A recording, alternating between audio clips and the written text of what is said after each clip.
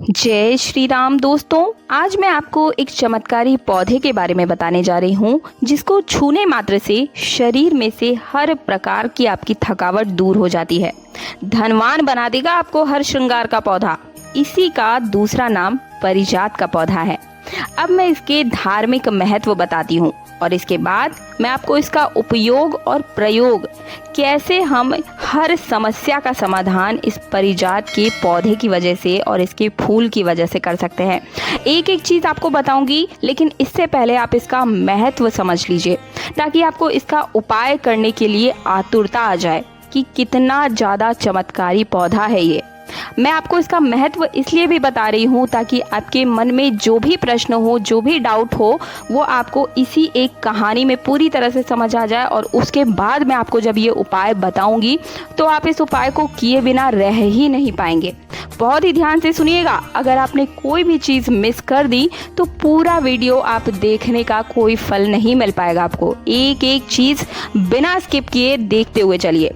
तो सबसे पहले तो मैं आपको बता दूं कि शास्त्रों में कल्प वृक्ष की संज्ञा दी गई है इसे, और शास्त्रों में ऐसा कहा जाता है कि समुद्र मंथन में 14 रत्नों में से एक रत्न हर श्रृंगार का पौधा भी है। ये देवताओं को मिला था। स्वर्ग में इंद्र भगवान ने अपनी वाटिका में इसे लगा दिया था। इसकी एक पौराणिक कथा भी है। कथा क्या है, ध्यान से सुनिएगा। छोटी सी कथा है, छोटी सी कहानी है। श्री कृष्ण और रुक्मिणी साथ बैठे हुए थे। ऐसे में नारद जी वहां आए और पारिजात की माला भी कृष्ण को भेंट में दे दी, और वही माला श्री कृष्ण ने रुक्मिणी को दे दी। इस बात पर नारद जी ने क्या कहा, बहुत ही ध्यान से सुनिएगा। नारद जी ने कहा कि आप इस माला को धारण करते हुए कृष्ण की सभी रानियों में से सबसे सुंदर लग रही हैं। ये बात सत्यभामा तक पहुंच गई तो वह भी जिद करने लगी, यानी कि सत्यभामा जी ने भी जिद पकड़ ली कि मुझे भी स्वर्ग से पारिजात का वृक्ष चाहिए। पत्नी की ये जिद पूरी करने के लिए श्री कृष्ण को देवलोक पर आगमन करना पड़ा, और ऐसा इंद्र भगवान बिल्कुल नहीं चाहते थे कि स्वर्ग की संपत्ति पृथ्वी लोक पर आए, पर श्री कृष्ण के सामने वे मना भी नहीं कर पाए।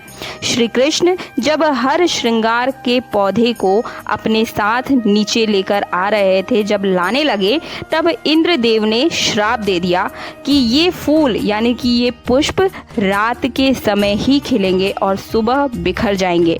इसलिए पारिजात के फूल सूर्य उदय से पहले ही गिर जाते हैं। वैसे तो किसी भी प्रकार की पूजा में जमीन पर गिरे हुए फूलों को जो है भगवान को समर्पित नहीं किया जाता है, लेकिन पारिजात के पौधे के साथ ऐसा नहीं है। पारिजात के फूलों को चुनकर सभी देवी देवताओं को अर्पित किया जाता है। दरअसल पारिजात को स्वर्ग से लाने के बाद श्री कृष्ण ने चतुराई से ऐसे लगाया कि पेड़ तो सत्यभामा के आंगन में था, लेकिन फूल रुक्मिणी के आंगन में गिरते थे। इनको चुनकर ही देवी श्रृंगार करती थी, इसलिए इन्हें चुनकर पूजा करने का विधान है। बहुत ही ध्यान से इस कहानी को सुनिएगा और इसके जो महत्व को समझने की कोशिश कीजिएगा दर्शकों। हर श्रृंगार का फूल बहुत मनमोहक और आकर्षक दिखने वाला होता है।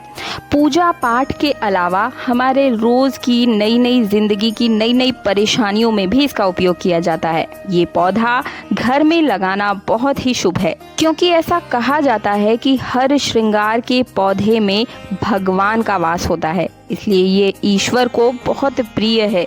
इस पौधे को घर में लगाने से वास्तु दोष खत्म हो जाता है। ऐसा कहा जाता है, शास्त्रों में भी इसकी मान्यता है कि जिस भी घर में ये पौधा होता है उस घर में माँ लक्ष्मी वास करती है। अगर आप आर्थिक संकट, दरिद्रता से जूझ रहे हो, तो घर में धन नहीं रुक रहा हो, तो ये पौधा घर में जरूर लगाइए दोस्तों। आपको हर श्रृंगार के पौधे के उपाय बताऊंगी, ध्यान से एक एक चीज़ सुनिएगा। अगर आप धन की कमी से परेशान हैं तो हर श्रृंगार के पौधे को अपने घर के उत्तर या पूर्व दिशा में लगाइए। अब पारिजात का उपाय सुनिए, ध्यान से सुनिएगा।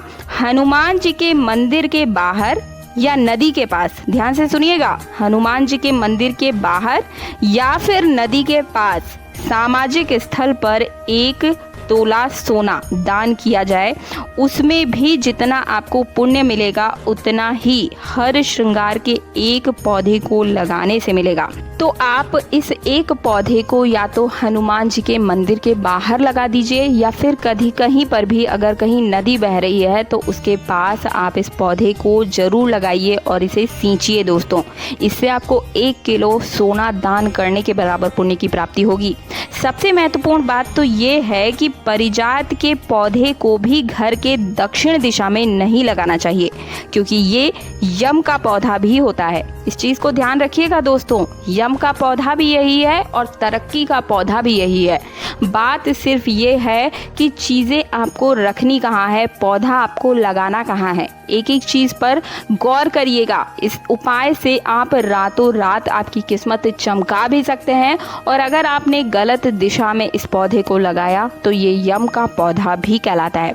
मुझे उम्मीद है कि आप सभी को मेरे द्वारा दी गई आज की ये जानकारी, हर श्रृंगार के पौधे से जुड़ी हुई हर जानकारी आप सभी को पसंद आई होगी। अगर आपको मार्गदर्शन पसंद आया है तो वीडियो को अपने परिवार के हर एक ग्रुप में जरूर इसे शेयर कीजिएगा, ताकि ये एक अद्भुत जानकारी हर सनातन व्यक्ति, हर हिंदू धर्म के व्यक्ति तक पहुंच सके। वीडियो पसंद आया तो वीडियो को लाइक करने के साथ चैनल को सब्सक्राइब जरूर कीजिएगा और पास वाला बेल आइकन जरूर प्रेस कर दीजिएगा, ताकि आने वाले हर प्रकार की वीडियो का नोटिफिकेशन सबसे पहले आपको मिल सके। मिलती हूँ अगले वीडियो में। जय श्री राम, जय हनुमान, जय हिंदू धर्म, जय सनातन धर्म।